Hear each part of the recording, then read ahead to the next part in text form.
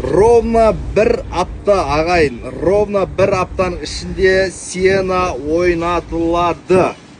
Так что WhatsApp чатқа тіркеліп үлгеріп қалыңыздар. Только WhatsApp чаттың ішінен кім тіркелді, соның ішінен ғана ойнатылады. Дәл мына Santa Fe'ні бүгін ұтып алсаңыздар, плюс екінші ол Sienna сіздерге тегін бұйыруы мүмкін. Егер сіздер сол WhatsApp чаттың ішінде болсаңыздар. Ағайын, 5009 деген основной WhatsApp номерге